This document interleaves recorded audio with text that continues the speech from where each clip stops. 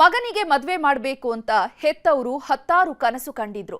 ಹೀಗಾಗಿಯೇ ಮಗನನ್ನ ಕರ್ಕೊಂಡು ಹೆಣ್ಣು ನೋಡೋದಕ್ಕೆ ಹೋಗ್ತಾ ಇದ್ರು. ಆದ್ರೆ ಹೊಂಚು ಹಾಕಿ ಕೂತಿದ್ದ ಜವರಾಯ 3 ಜೀವ ತೆಗೆದಿದ್ದಾನೆ.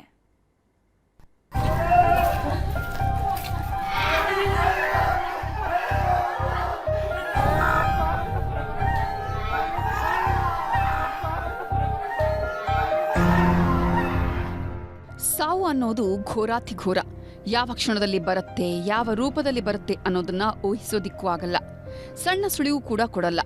ಕಾಲನ ಕರೆ ಬಂದಾಗ ಎಲ್ರೂ ಹೇಳ್ದೆ ಕೇಳ್ದೆ ಹೊರಟು ಹೋಗ್ಬೇಕು. ನಿಂತವರು ನಿಂತಲ್ಲೇ ಜೀವ ಬಿಡ್ತಾರೆ, ಕೂತವರು ಕೂತಲ್ಲೇ ಉಸಿರು ಚೆಲ್ತಾರೆ. ಈ ಗಂಡ ಹೆಂಡತಿ ಮಗನ ಪಾಲಿಗೂ ಇಂಥದ್ದೇ ಸಾವು ಅಪ್ಪಳಿಸಿದೆ. ಮಗನಿಗೆ ಹೆಣ್ಣು ನೋಡೋದಿಕ್ಕಂತ ಹೊರಟವರು ದಾರಿ ಮಧ್ಯೆ ಅಪ್ಪಚ್ಚಿಯಾಗಿದ್ದಾರೆ. ವಿಧಿಯ ಮೋಸದ ಸಂಚಿಗೆ ಗಂಡ ಹೆಂಡತಿ ಮಗ 3 ಬಲಿಯಾಗಿ ಹೋಗಿದ್ದಾರೆ. ಹೆಣ್ಣು ನೋಡಲು ಹೊರಟಿದ್ದವರಿಗೆ ಯಮನ ಬಲೆ. ಅಪ್ಪ ಅಮ್ಮ ಮಗ ದಾರಿ ಮಧ್ಯೆಯೇ ಅಪ್ಪಚ್ಚಿ. ಕೆಲವೊಬ್ಬರ ಸಾವುಗಳು ತುಂಬಾನೇ ಕಾಡತ್ತೆ. ಅಯ್ಯೋ, ವಿಧಿ ಯಾಕಿಷ್ಟು ಕ್ರೂರಿ ಅನ್ನೋ ಪ್ರಶ್ನೆನೂ ಮೂಡಿಸತ್ತೆ. ಇವರ ಸಾವಿನ ವಿಷಯದಲ್ಲೂ ಇಂಥದ್ದೇ ನೋವು ಬಾಧಿಸ್ತಿದೆ. ಸಾಯೋ ವಯಸ್ಸೇನೂ ಆಗಿರ್ಲಿಲ್ಲ, ಜೀವನದಲ್ಲಿ ಯಾವುದೇ ನೋವೂ ಇರಲಿಲ್ಲ. ಇರೋದ್ರಲ್ಲೇ ಸುಖದ ಜೀವನ ಸಾಗಿಸ್ತಿದ್ರು. ಮಗನಿಗೆ ಮದ್ವೆ ವಯಸ್ಸಾಗಿದೆ ಅಂತ ಹುಡುಗಿ ನೋಡೋದಕ್ಕೆ ಶುರು ಮಾಡಿದ್ರು. ಒಳ್ಳೆ ಹೆಣ್ಣು ತಂದು ಮಗನ ಜೊತೆ ಮದ್ವೆ ಮಾಡ್ಬೇಕು, ಮೊಮ್ಮಕ್ಕಳ ಜೊತೆ ನೆಮ್ಮದಿಯ ಕಾಲ ಕಳಿಬೇಕು ಅಂತ ಬೆಟ್ಟದಷ್ಟು ಕನಸು ಕಟ್ಕೊಂಡಿದ್ರು. ಆದ್ರೆ ಒಂದೇ ಒಂದು ಕ್ಷಣದಲ್ಲಿ ಇವರ ಕನಸುಗಳೆಲ್ಲ ಗಾಳಿ ಗೋಪುರವಾಗಿ ಹೋಗಿವೆ.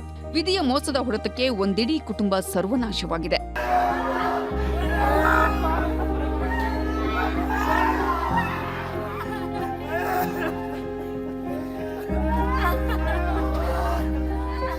ನಿನ್ನೆ ವಿಜಯನಗರ ಜಿಲ್ಲೆಯ ಹೊಸಪೇಟೆ ತಾಲೂಕಿನ ಡಾಣಾಪುರ ಬಳಿಯ ರಾಷ್ಟ್ರೀಯ ಹೆದ್ದಾರಿ 50ರಲ್ಲಿ ಭೀಕರ ಅಪಘಾತ ಸಂಭವಿಸಿತ್ತು.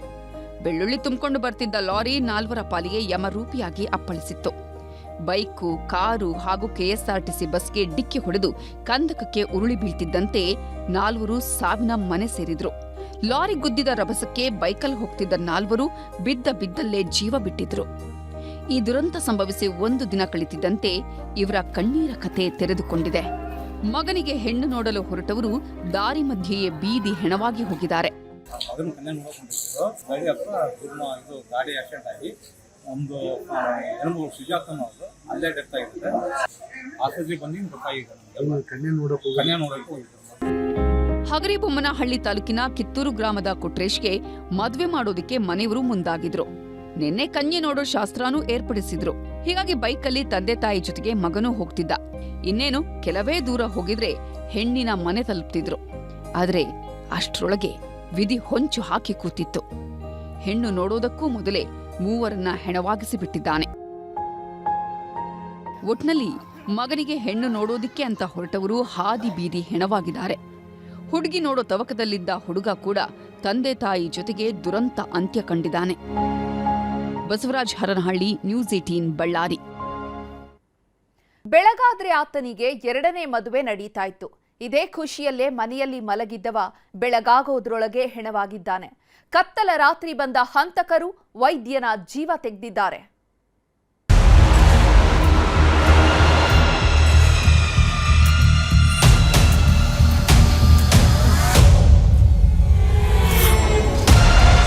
ಬೆಳಗಾದ್ರೆ ಮದ್ವೆ ಸಂಭ್ರಮ ಮನೆ ಮಾಡಬೇಕಿತ್ತು. ಒಂಟಿಯಾಗಿದ್ದ ಜೀವ ಜಂಟಿಯಾಗೋ ಕಾಲ ಸನಿಹವಾಗ್ತಿತ್ತು.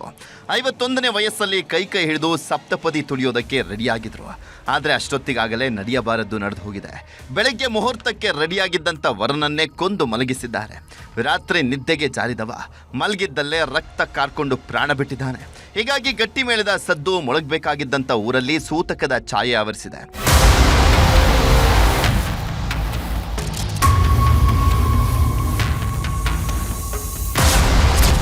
ಬೆಳಗಾದ್ರೆ ಮದ್ವೆ, ರಾತ್ರಿಯೇ ವರನ ಕೊಲೆ. ಇಳಿ ವಯಸ್ಸಲ್ಲಿ ನಡೀತಾ ಇದ್ದ ಕಲ್ಯಾಣ, ಕೊಲೆಯಲ್ಲಿ ಅಂತ್ಯ. ಇವರೇ ನೋಡಿ, ದುರಂತ ಅಂತ್ಯ ಕಂಡ ಇಳಿ ವಯಸ್ಸಿನ ವರ. ಇವರ ಹೆಸರು ಡಾಕ್ಟರ್ ರಮೇಶ್ ಕಲಗುಟಕರ್ ಅಂತ. ಉತ್ತರ ಕನ್ನಡ ಜಿಲ್ಲೆಯ ಶಿರಸಿಯ KHB ಕಾಲೋನಿ ನಿವಾಸಿ. ಆಯುರ್ವೇದದ ವೈದ್ಯರಾಗಿದ್ದವರು ಒಬ್ಬಂಟಿ ಜೀವನ ನಡೆಸ್ತಾ ಇದ್ರು. 8 ತಿಂಗಳ ಹಿಂದೆ ಪತ್ನಿ ಹೃದಯಾಘಾತದಿಂದ ಸಾವನ್ನಪ್ಪಿದ್ರು. ಮಕ್ಕಳು ಕೂಡ ಜೊತೆಯಲ್ಲಿ ಇರಲಿಲ್ಲ. ಹೀಗಾಗಿ ಪತ್ನಿಯ ತಂಗಿ ಜೊತೆಗೆ 2ನೇ ಮದುವೆ ಆಗೋದಕ್ಕೆ ತಯಾರಿಯನ್ನ ಮಾಡ್ಕೊಂಡಿದ್ರು. ಅಕ್ಷಯ ತೃತೀಯ ಅಂದ್ರೆ ಒಳ್ಳೆ ದಿನ. ಈ ದಿನಾನೇ ಮದುವೆ ಆಗೋಣ ಅಂತ ಪ್ಲಾನ್ ಮಾಡಿದ್ರು. ಇದಕ್ಕಾಗಿಯೇ ಬೇಕಾದಂಥ ಎಲ್ಲ ಸಿದ್ಧತೆಗಳನ್ನು ಕೂಡ ಮಾಡ್ಕೊಂಡಿದ್ರು. ಎಲ್ಲಿ ತನಕ ಜೀವಂತವಾಗಿದ್ದಿದ್ರೆ ಇಷ್ಟೊತ್ತಿಗಾಗಲೇ ಮದುವೆ ನಡೆಯಬೇಕಾಗಿತ್ತು. ಆದರೆ ಆಗಿದ್ದೇ ಬೇರೆ. ಬೆಳಗ್ಗೆ ಮದುವೆ ಅಂತ ಖುಷಿ ಖುಷಿಯಲ್ಲೇ ನಿದ್ದೆಗೆ ಜಾರಿದವರು ಬೆಳಗಾಗೋದ್ರೊಳಗಾಗಿ ಹೆಣವಾಗಿದ್ದಾರೆ. ಶಿರಸಿಯಲ್ಲಿ ವೈದ್ಯರಾಗಿದ್ದಂಥ ರಮೇಶ್ ತಮ್ಮ ಮೊದಲ ಪತ್ನಿಗೆ ಸಿಕ್ಕಾಪಟ್ಟೆ ಚಿನ್ನಾಭರಣ ಮಾಡಿಸಿದ್ರಂತೆ. ಆದರೆ ಪತ್ನಿ ತೀರಿ ಹೋಗಿದ್ರಿಂದ ಎರಡನೇ ಪತ್ನಿಗೆ ನೀಡೋದಕ್ಕೆ ಮನೆಯಲ್ಲೇ ಇಟ್ಕೊಂಡಿದ್ರು. ಇದೇ ಚಿನ್ನಾಭರಣವೇ ವೈದ್ಯರ ಜೀವಕ್ಕೆ ಕುತ್ತು ತಂತ ಅನ್ನುವಂಥ ಅನುಮಾನ ಹುಡ್ಕೊಂಡಿದೆ. ಪ್ರಾಥಮಿಕ ಮಾಹಿತಿ ಪ್ರಕಾರ ವೈದ್ಯ ರಮೇಶ್ ಜೊತೆಗಿದ್ದಂಥ ಸ್ನೇಹಿತನೇ ಸಂಚನ್ನು ರೂಪಿಸಿ ಕೊಂದು ಹಾಕಿದ್ದಾನೆ ಅನ್ನುವಂಥ ಅನುಮಾನ ಮೂಡಿದೆ. ಬೆಳಗಾದ್ರೆ ಮದುವೆ ಆಗುತ್ತೆ, ಚಿನ್ನಾಭರಣವೆಲ್ಲ ಎರಡನೇ ಪತ್ನಿ ಪಾಲಾಗುತ್ತೆ ಅಂತ ರಾತ್ರಿನೇ ಬಂದು ರಕ್ತದ ಕೋಡಿ ಹರಿಸಿದ್ದಾರೆ ಅಂತ ಹೇಳಲಾಗ್ತಾ ಇದೆ. ಅದರಲ್ಲೂ ಡಾಕ್ಟರ್ ರಮೇಶ್ ಒಬ್ಬರೇ ವಾಸವಾಗಿದ್ರು. ಹೀಗಾಗಿ ಪಕ್ಕಾ ಪ್ಲಾನ್ ಮಾಡಿ ಹೊಡೆದಾಕಿದ್ದಾರೆ ಅನ್ನುವಂಥ ಅನುಮಾನ ಕಾಡ್ತಾ ಇದೆ. ಪ್ರಾಥಮಿಕವಾಗಿ ನಮಗೆ ತಿಳಿದು ಬಂದಿದ್ದು ಏನಂದರೆ, ಅಲ್ಲಿ ಮನೆಯಲ್ಲಿ ಇದ್ದಿದ್ದು ಆಭರಣಗಳು ಕೂಡ ಮಿಸ್ಸಿಂಗ್ ಇರುತ್ತೆ, ಅವರು ಮದುವೆಗಂತ ತೊಗೊಂಬಂದಿರೋದು. ಸೊ ಅದೇ ಸಮಯದಲ್ಲಿ ಅದನ್ನೇ ಪತ್ತೆ ಹಚ್ಚಿ ಹೋಗಿದಲ್ಲಿ ಇವಾಗಲೇ ನಮಗೆ ಆರೋಪಿಯವರು ಪತ್ತೆ ಆಗಿದ್ದಾರೆ. ಸೊ ಪತ್ತೆಯಾಗಿ ನಾವು ತನಿಖೆ ಕೈಗೊಳ್ತಾ ಇದ್ದೀವಿ.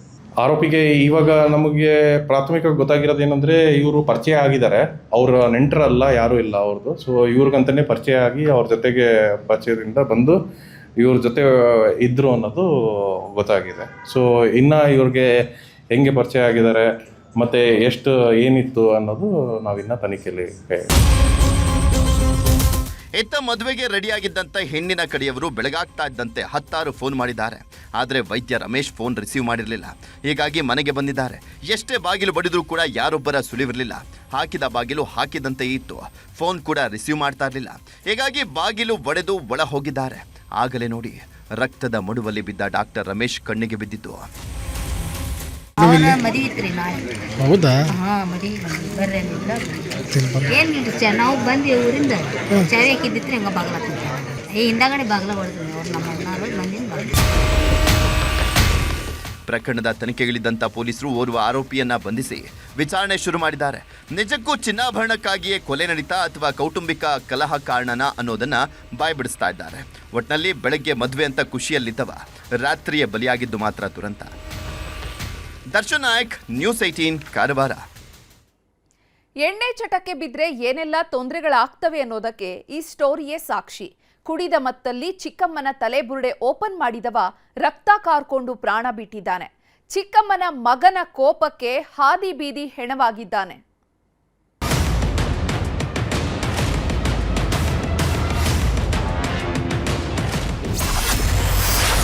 ಚಿಕ್ಕಮ್ಮನ ಮೇಲೆ ಕೈ ಎತ್ತಿದವನ ಕಥೆ ಖಲ್ಲಾಸ್.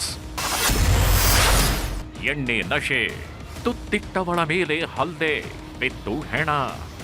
ಚಟ ಅನ್ನೋದು ಚಟ್ಟ ಕಟ್ಟತ್ತೆ ಅಂತಾರಲ್ದ, ಇದಕ್ಕೆ ನೋಡಿ. ಅದು ಹೆಣ್ಣಾದ್ರೂ ಸರಿ, ಹೆಂಡಾದ್ರೂ ಸರಿ, ಅತಿಯಾದ್ರೆ ಎರಡೂ ವಿಷವೇ. ಹೆಂಡದ ದಾಸನಾಗಿದ್ದ ಗೀತ ಘೋರಾತಿ ಘೋರವಾಗಿ ಪ್ರಾಣ ಬಿಟ್ಟಿದ್ದಾನೆ. ಎಣ್ಣೆ ನಶೆಯಲ್ದೆ ಕೈ ತುತ್ತು ಕೊಟ್ಟ ಚಿಕ್ಕಮ್ಮನ ತಲೆಯ ಬುರುಡೆ ಓಪನ್ ಮಾಡಿದವ ಬೀದಿ ಹೆಣವಾಗಿ ಹೋಗಿದ್ದಾನೆ.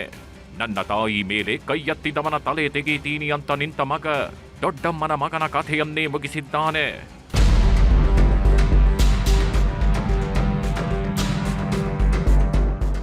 ತುಮಕೂರು ಜಿಲ್ಲೆಯ ಕುಣಿಗಲ್ ತಾಲೂಕಿನ ಸಂತೆ ಮಾವತ್ತೂರು ಗ್ರಾಮ ಇವತ್ತು ಅಕ್ಷರಶಃ ಬೆಚ್ಚಿ ಬಿದ್ದಿದೆ. ಇಷ್ಟು ದಿನ ಶಾಂತವಾಗಿದ್ದ ಊರಲ್ಲಿ ರಕ್ತದ ಕೋಡಿಯೇ ಹರಿದು ಹೋಗಿದೆ. ಈತನ ಹೆಸರು ಮಂಜುನಾಥ್ ಅಂತ. ಬೆಳಗಾದ್ರೆ ಸಾಕು ಕಂಠಪೂರ್ತಿ ಕುಡುಕೊಂಡು ಕೊಡಬಾರದ ಕಾಟ ಕೊಡುತ್ತಿದ್ದ. ಮನೆಯವರ ಪಾಲಿಗಂತೂ ಬೇಡದ ಮಗನಾಗಿ ಹೋಗಿದ್ದ. ಹೀಗೆಯೇ ಎಣ್ಣೆ ನಶೆಯಲ್ಲಿ ಬಂದವ ತನ್ನ ಚಿಕ್ಕಮ್ಮನ ಜೊತೆ ಜಗಳಕ್ಕೆ ನಿಂತಿದ್ದ. ಮಾತಿಗೆ ಮಾತು ಬೆಳೆಯುತ್ತಿದ್ದಂತೆ ಚಿಕ್ಕಮ್ಮ ಅನ್ನೋದನ್ನು ನೋಡದೆ ರಾಕ್ಷಸನಾಗಿದ್ದಾನೆ. ಜಗಳ ವಿಕೋಪಕ್ಕೆ ಹೋಗ್ತಿದ್ದಂತೆ ಮನೆಯಲ್ಲಿದ್ದ ಮಾರಕಾಸ್ತ್ರ ತಂದು ಮನಸೋಗಿಚ್ಚೆ ಹಲ್ಲೆ ಮಾಡಿದ್ದಾನೆ. ಮಂಜುನಾಥನ ಅಟ್ಟಹಾಸಕ್ಕೆ ಕಾಳಮ್ಮ ರಕ್ತ ಕಾರ್ಕೊಂಡು ಬಿದ್ದಿದ್ಲು.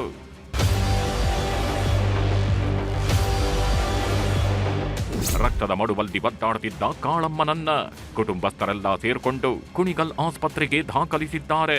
ಈ ಕ್ಷಣಕ್ಕೂ ಕೂಡ ಸಾವು ಬದುಕಿನ ಮಧ್ಯೆ ಹೋರಾಡುತ್ತಿದ್ದಾಳೆ. ಆದರೆ ತನ್ನ ತಾಯಿ ಮೇಲೆ ಹಲ್ಲೆ ಮಾಡಿದ್ದಕ್ಕೆ ಕಾಳಮ್ಮನ ಮಗ ಹೆಡೆ ತುಳಿದ ಹಾವಿನಂತಾಗಿದ್ದ. ಮಂಜುನಾಥ್ಗೆ ಒಂದು ಗತಿ ಕಾಣಿಸಲೇಬೇಕು ಅಂತ ಕೆರಳಿ ಕೆಂಡವಾಗಿದ್ದಾನೆ. ಈತನಿಗೆ ತನ್ನಿಬ್ಬರು ಸಂಬಂಧಿಕರು ಸಹ ಸಾಥ್ ನೀಡಿದ್ರು. ಹೀಗಾಗಿ ಮಂಜುನಾಥ್ ಮೇಲೆ ಮುಗಿ ಬಿದ್ದವರು ಸಿಕ್ಕಿದ್ರಲ್ಲಿ ಹೊಡೆದಿದ್ದಾರೆ. ಬೀಳಬಾರದ ಜಾಗಕ್ಕೆ ಬಿದ್ದ ಗುದ್ದಲಿ ಏಟಿಗೆ ಮಂಜುನಾಥನ ಪ್ರಾಣವನ್ನೇ ತೆಗೆದಿತ್ತು. ಯಾವಾಗ ಮಂಜುನಾಥ್ ರಕ್ತದ ಮಡುವಲ್ಲಿ ಬಿದ್ದೋ ಹಂತಕರು ಎಸ್ಕೇಪ್ ಆಗಿದ್ದಾರೆ. ಹೀಗಾಗಿ ಪ್ರಕರಣ ದಾಖಲಿಸಿಕೊಂಡಿರೋ ಪೊಲೀಸರು ಆರೋಪಿಗಳಾದ ಕುಮಾರ್, ಉಮೇಶ್ ಮತ್ತು ರಂಗಸ್ವಾಮಿಗೆ ಬಲೆ ಬೀಸಿದ್ದಾರೆ.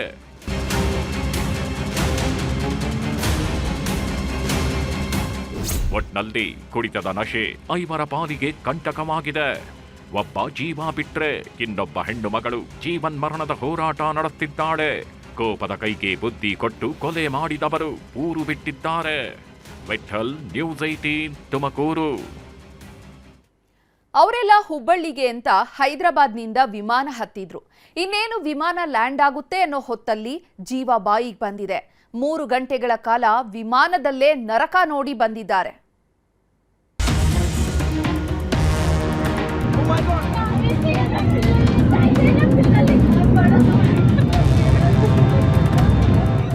ಬಹುಶಃ ಸಾವನ್ನ ಗೆದ್ದು ಬಂದ ಕ್ಷಣ ಹೇಗಿರುತ್ತೆ ಅನ್ನೋದನ್ನ ಇವರಿಗಿಂತ ಹತ್ತಿರದಿಂದ ನೋಡಿದವರು ಯಾರಿಲ್ಲ ಅನ್ಸುತ್ತೆ. ಯಾಕಂದ್ರೆ 3 ಗಂಟೆ ಅನ್ನೋದು ಇವರ ಪಾಲಿಗೆ ಸಾವಿನ ಮನೆಯ ಅಂಗಳವಾಗಿತ್ತು. ಯಾವ ಕ್ಷಣದಲ್ಲಿ ಏನಾಗುತ್ತೋ, ಯಾವ ಕ್ಷಣದಲ್ಲಿ ಪ್ರಾಣ ಹೋಗುತ್ತೋ ಅಂತ ಜೀವ ಕೈಯಲ್ಲಿ ಹಿಡ್ಕೊಂಡು ಕೂತಿದ್ರು. ಹುಬ್ಬಳ್ಳಿಗೆ ಬರೋದಕ್ಕೆ ಅಂತ ಹೈದರಾಬಾದ್ನಿಂದ ಫ್ಲೈಟ್ ಹತ್ತಿದವರು ಅಕ್ಷರಶಃ ನರಕ ನೋಡಿ ಬಂದಿದ್ದಾರೆ. ವಿಮಾನದಲ್ಲಿ ಇದ್ದ ಒಂದೊಂದು ಕ್ಷಣವನ್ನು ಒಂದೊಂದು ಯುಗದಂತೆ ಕಳೆದಿದ್ದಾರೆ.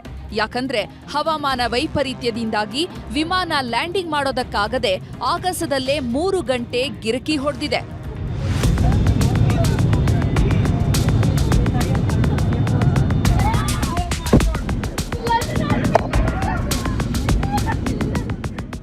ಈ ಹೆಣ್ಮಗಳ ಪಾಲಿಗೆ ಇವತ್ತು ಮರುಹುಟ್ಟಿನ ಕ್ಷಣ. ವಿಮಾನ ಹತ್ತೋದಕ್ಕೆ ಇನ್ನು ಮುಂದೆ 10 ಬಾರಿ ಯೋಚನೆ ಮಾಡ್ತಾರೆ ಅನ್ಸುತ್ತೆ. ಯಾಕಂದ್ರೆ 2 ದಿನದ ಹಿಂದೆ ಮಧ್ಯಾಹ್ನ 2 ಗಂಟೆಗೆ ಹೈದರಾಬಾದ್ನಿಂದ ಹುಬ್ಬಳ್ಳಿಗೆ ವಿಮಾನ ಹೊರಟಿತ್ತು. ಎಲ್ಲ ಪ್ರಯಾಣಿಕರು ಹತ್ತಿ ಕೂತಿದ್ರು. ಅನ್ಕೊಂಡಂಗೆ ಆಗಿದ್ರೆ ಸಂಜೆ 4:30ಕ್ಕೆ ಲ್ಯಾಂಡ್ ಆಗ್ಬೇಕಿತ್ತು. ಆದ್ರೆ ಹುಬ್ಬಳ್ಳಿ ವಿಮಾನ ನಿಲ್ದಾಣಕ್ಕೆ FLY-19 ವಿಮಾನ ಬರ್ತಾ ಇದ್ದಂತೆ ಬಿರುಗಾಳಿಯ ಅಬ್ಬರ ಶುರುವಾಗಿದೆ. ಎಷ್ಟೇ ಹರಸಾಹಸ ಪಟ್ರೂ ವಿಮಾನವನ್ನ ಲ್ಯಾಂಡಿಂಗ್ ಮಾಡೋದಕ್ಕೆ ಆಗಿಲ್ಲ. 3 ಗಂಟೆ ಆಗಸದಲ್ಲೇ ಸುತ್ತು ಹಾಕಿದ್ರೂ ವಿಮಾನ ಇಳಿಸೋದಕ್ಕಾಗಿಲ್ಲ. ಗಾಳಿಯ ರಭಸಕ್ಕೆ ದೈತ್ಯ ರೂಪದ ವಿಮಾನವೇ ಉಯ್ಯಾಲೆಯಂತೆ ತೂಗಾಡೋದಕ್ಕೆ ಶುರುವಾಗಿದೆ. ಆ ಕ್ಷಣ ವಿಮಾನದಲ್ಲಿ ಇದ್ದವರಿಗೆಲ್ಲ ಸಾವೇ ಕಣ್ಮುಂದೆ ಬಂದಂತಾಗಿದೆ. ಜೀವವನ್ನೇ ಪಣಕ್ಕಿಟ್ಟು ಪೈಲಟ್ ವಿಮಾನವನ್ನ ಬೆಂಗಳೂರಿನ ಕಡೆ ತಿರುಗಿಸಿ ಸಂಜೆ 7:30ಕ್ಕೆ ಲ್ಯಾಂಡ್ ಮಾಡಿದ್ದಾರೆ. बेसिकली ये टेक्निकल स्लैग नहीं था, ओनली बैड वेदर की वजह से जो है ये डाइवर्ट हुआ था और इसमें 18 पैसेंजर थे. उसमें कुछ पैसेंजर जो है बेंगलोर में उतर गए, कुछ जो है वापस आ गए. वो इशू हम लोग एयरलाइंस के साथ में उठाएंगे कि जो अभी एक्चुअली 2 दिन ही हुआ एयरलाइन चालू की यहाँ पे, बट जो भी हुआ ये बेंगलोर में हुआ है. तो बट हम लोग ये कन्वे कर लेंगे एयरलाइंस को कि ऐसा नहीं होना चाहिए. ಹಾಗೋ ಹೀಗೋ ಮಾಡಿ ಬೆಂಗಳೂರಿಗೆ ಬಂದಿಳಿದವರ ಜೊತೆ FLY-19 ಸಿಬ್ಬಂದಿ ಅನುಚಿತವಾಗಿ ವರ್ತಿಸಿದ್ದಾರೆ ಅನ್ನುವಂಥ ಆರೋಪ ಕೇಳಿ ಬಂದಿದೆ. ಫ್ಲೈಟ್ನಿಂದ ಇಳಿತಾ ಇದ್ದಂತೆ ಪ್ರಯಾಣಿಕರ ಲಗೇಜ್ ಅನ್ನ ಬೇಕಾಬಿಟ್ಟಿ ಬಿಸಾಡಿದ್ದಾರಂತೆ. ಅಲ್ಲದೆ ಪ್ರಯಾಣಿಕರೇ ತಮ್ಮ ಹಣದಲ್ಲಿ ಟ್ಯಾಕ್ಸಿ ಮಾಡಿಕೊಂಡು ಹುಬ್ಬಳ್ಳಿಗೆ ತೆರಳಿದ್ದಾರೆ. ಭಾಳ ಹೆವಿ ಟರ್ಬುಲೆನ್ಸ್ ಇತ್ತು. ನಾವು ಭಾಳ ರಿಕ್ವೆಸ್ಟ್ ಮಾಡ್ಕೊಂಡ್ವಿ ಬೇರೆ ಯಾವ್ದಾರ ಸ್ಟೇಷನ್ಗೆ ಇಳಿಸಂತ. ಬೇರೆ ಎಲ್ಲೂ ಯಾವುದೂ ಸ್ಟೇಷನ್ಗೆ ಅವ್ರು ಇಳಿಸ್ಲಿಲ್ಲ. ವಾಪಸ್ ತೊಗೊಂಡೋಗಿ 4 ತಾಸು ಮೇಲೆ ತಿರುಗಿಸಿ ಬೆಂಗಳೂರಿಗೆ ಹೋಗ್ಬಿಟ್ಟು ಅಲ್ಲಿ ಬೆಂಗಳೂರಿಗೆ ಇಳಿದ ಮೇಲೂ ಕೂಡ ಎರೋಗೆನ್ಸಿಯಿಂದ ಮಾತಾಡಿದ್ರೆ ನಮಗೆ ನೀವು ಹೆಂಗೆ ಮುಂದೆ ಹೋಗ್ತೀರಿ, ನಾವು ಹೇಳಿದ್ವಿ ಅಲ್ಲಿ ಸೌಜನ್ಯತೆಯಿಂದ ಮಾತಾಡಿಲ್ಲ ಅಂದ್ಕೊಳ್ಳೆ ನಮ್ಗೆ ಹೋಗೋಕೆ ನಮಗೆ ಹೆದರಿಕೆ ಬರತೈತಿ ಅಂದ್ರೆ ಅವ್ರು ಸ್ಟಾಫ್ ಅಂತಾನೆ ಲಗೇಜ್ ಹೊರಗಿಟ್ಟು ನೀವು ಹೆಂಗೆ ಹೋಗ್ತೀರಿ, ನಿಮ್ಮ ಜವಾಬ್ದಾರಿ ನೀವು ಹೋಗ್ರಿ ಅಂತ ಅಂದ್ಬಿಡ್ತಾನೆ. ಇದೇನಾ ಇವ್ರು ರೆಸ್ಪಾನ್ಸಿಬಿಲಿಟಿ ತೊಗೊಳೋದು ಸರ್? ಒಟ್ನಲ್ಲಿ ವಿಮಾನ ಪ್ರಯಾಣ ಎಷ್ಟು ಸಲೀಸೋ ಒಮ್ಮೊಮ್ಮೆ ಅಷ್ಟೇ ಡೇಂಜರ್ ಅನ್ನೋದಕ್ಕೆ ಈ ಘಟನೆಯೇ ಸಾಕ್ಷಿ. ಶಿವರಾಮ ಸುಂಡಿ, ನ್ಯೂಸ್ 18 ಹುಬ್ಬಳ್ಳಿ. ರಾಜ್ಯದಲ್ಲಿ ಮತ್ತೆ ಬಿಟ್ಕಾಯಿನ್ ಸದ್ದು ಜೋರಾಗಿದೆ. ಈ ಬಾರಿ ದೊಡ್ಡವರ ಮಕ್ಕಳ ಬುಡಕ್ಕೆ ಬಂದು ನಿಂತಿದೆ. ಲಾಂಗ್ ಗ್ಯಾಪ್ ನಂತರ ಎಂಟ್ರಿ ಕೊಟ್ಟಿರುವ ಇಡಿ ಕೈ ನಾಯಕರ ಬುಡ ಅಲುಗಾಡಿಸುತ್ತಿದೆ.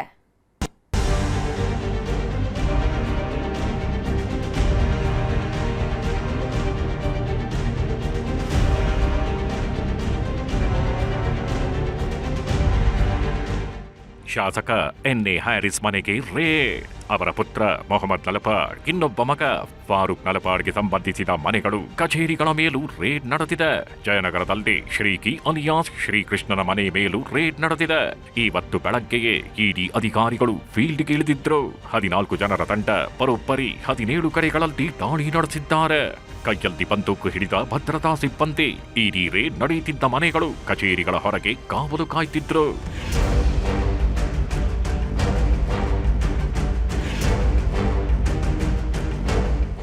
ಬಿಟ್ಕಾಯಿನ್ 2020ರಲ್ಲಿ ರಾಜ್ಯ ರಾಜಕಾರಣದಲ್ಲಿ ಹಲ್ಚಲ್ ಎಬ್ಬಿಸಿದ ಕೇಸಿದು. ಶ್ರೀಕಿ ಅಲಿಯಾ ಶ್ರೀಕೃಷ್ಣ ಎಂಬ ಚಾಲಾಕಿ ಹ್ಯಾಕರ್ ಮಾಡಿದ ಕೃತ್ಯ ಹಲವು ರಾಜಕಾರಣಿಗಳ ಜೊತೆಗೂ ನಂಟು ಬೆಸೆಯುವಂತೆ ಮಾಡಿತ್ತು. ರಾಜ್ಯದ ದೊಡ್ಡ ದೊಡ್ಡ ರಾಜಕಾರಣಿಗಳ ಪಾಲಿಗೂ ಇದು ನುಂಗಲಾರದ ತುತ್ತಾಗಿತ್ತು.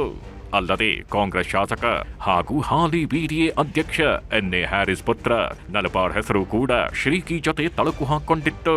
ಇದಕ್ಕೆಲ್ಲ ಕಾರಣ ಬಿಟ್ಕಾಯಿನ್. ಹ್ಯಾಕರ್ ಶ್ರೀಕಿ ತನ್ನ ಚಾಲಾಕಿತನ ಬಳಸಿಕೊಂಡು ಬಿಟ್ಕಾಯಿನ್ಗಳಿಗೆ ಕನ್ನ ಹಾಕ್ತಿದ್ದಾಗೆಂಬುದರ ಬಗ್ಗೆ ಮಾಹಿತಿಗಳು ಸಿಗುತ್ತಿದ್ದಂತೆ ಅಂದಿನ ರಾಜ್ಯ ಸರ್ಕಾರ ಈ ಪ್ರಕರಣವನ್ನು ಎಸ್ಐಟಿ ತನಿಖೆಗೆ ನೀಡಿತ್ತು. ಇದೇ ಸಂದರ್ಭದಲ್ಲಿ ಜಾರಿ ನಿರ್ದೇಶನಾಲಯದ ಅಧಿಕಾರಿಗಳು ಕೂಡ ಪ್ರಕರಣ ದಾಖಲಿಸಿಕೊಂಡು ತನಿಖೆಗಿಳಿದಿದ್ರು.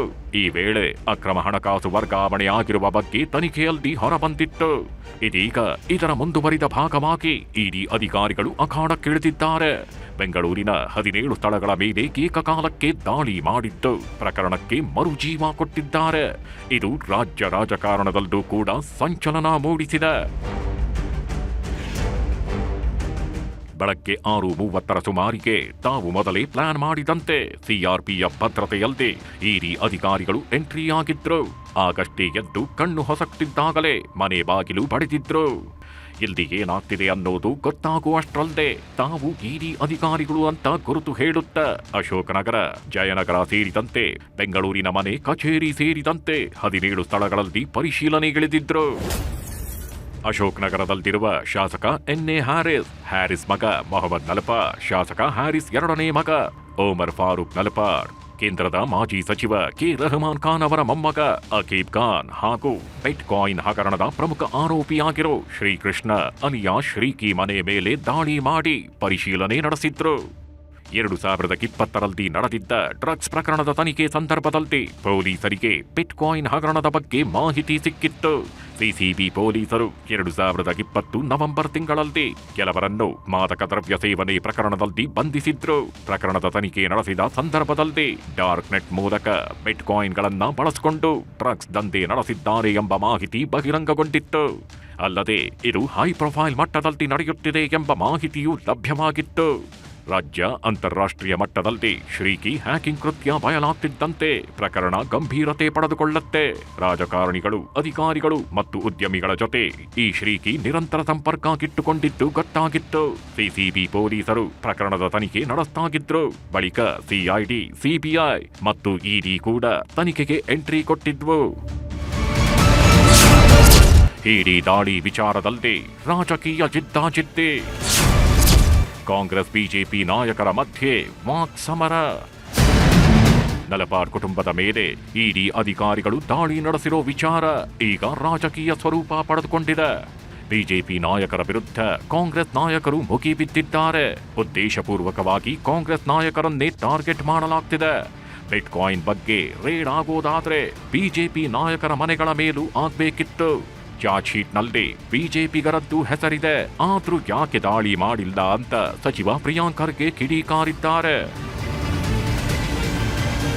ಬಿಟ್ಕಾಯಿನ್ ಸಂಬಂಧಿಸಿದಂತೆ ಟಾರ್ಗೆಟೆಡ್ ಆಗಿ ಇವ್ರು ಮಾಡ್ತಾ ಇದ್ರೆ ಇವತ್ತು ಬಹಳ ಬೇರೆ ದೊಡ್ಡವ್ರ ಮನೆಗೂ ಆಗ್ಬೇಕಾಗಿತ್ತು. ಬಿಟ್ಕಾಯಿನ್ ವಿಚಾರದಲ್ಲಿ ಇದೆ ಅಲ್ಲ, ಚಾರ್ಜ್ ಶೀಟ್ನಲ್ಲೇ ಇದೆ ಅಲ್ಲ ಹೆಸರುಗಳು ಕೆಲವು. ಆವಾಗ ಯಾರ್ಯಾರು ಹೋಮ್ ಮಿನಿಸ್ಟರ್ ಇದ್ರು, ಯಾರ್ಯಾರು ಆಡಳಿತದಲ್ಲಿದ್ರು, ಏನೇನಾಯ್ತು ಎಲ್ಲ ಗೊತ್ತಿದೆ ಅಲ್ವಾ. ಏನು ನಡೆದೇ ಇಲ್ಲ ಅಂತ ತಾನೇ ಹೇಳಿದ್ರು ಹಿಂದಿನ ಸರ್ಕಾರದವರು. ಸಚಿವ ಪ್ರಿಯಾಂಕ್ ಖರ್ಗೆ ಆರೋಪಕ್ಕೆ ಬಿಜೆಪಿ ನಾಯಕರು ತಿರುಗೇಟು ಕೊಟ್ಟಿದ್ದಾರೆ. ನಿರಂತರವಾಗಿ ಆರ್ಥಿಕ ಅಪರಾಧಗಳನ್ನ ಕಾಂಗ್ರೆಸ್ ಮಾಡ್ತಾನೆ ಬಂದಿದೆ. ಆರ್ಥಿಕ ಅಪರಾಧಗಳಲ್ಲಿ ಬಿಟ್ಕಾಯಿನ್ ಕೂಡ ಒಂದು. ಬಿಟ್ಕಾಯಿನ್ ಮೂಲಕ ಬೇರೆ ಬೇರೆ ದೇಶಗಳಲ್ಲಿ ರಾಜಕಾರಣಿಗಳು, ಸ್ಪೆಷಲಿ ಕಾಂಗ್ರೆಸ್ ಕನೆಕ್ಟೆಡ್ ರಾಜಕಾರಣಿಗಳು ಇನ್ವೆಸ್ಟ್ ಮಾಡಿದ್ದಾರೆ ಅನ್ನುವಂತ ಮಾಹಿತಿ ಆಧಾರದಲ್ಲಿ ಇವತ್ತು ಇಡಿ ಅವರು ರೈಡ್ ಮಾಡಿದ್ದಾರೆ ಅನ್ನುವಂಥದ್ದನ್ನು ನಾವು ಅಂದ್ಕೊಂಡಿದ್ದೀವಿ. ಯಾರು ತಪ್ಪು ಮಾಡಿದ್ದಾರೆ ಅವರಿಗೆ ಶಿಕ್ಷೆ ಆಗಬೇಕು, ಇಲ್ಲಿ ನಮ್ಮ ಅಪೇಕ್ಷೆ ಇರುವಂತದ್ದು. ಯಾವುದೇ ಮಾಹಿತಿ ಇಲ್ಲದೆ ರೈಡ್ ಮಾಡುವಂತ ಪ್ರಶ್ನೆ ಬರಲ್ಲ. ಈ ಕಾಂಗ್ರೆಸ್ ಸರ್ಕಾರ ಭ್ರಷ್ಟ ಕಾಂಗ್ರೆಸ್ ಸರ್ಕಾರ ಇದು.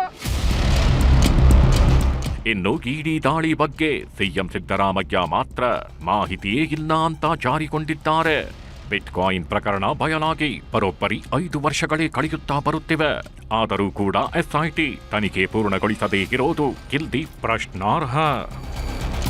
Bureau report, news 18.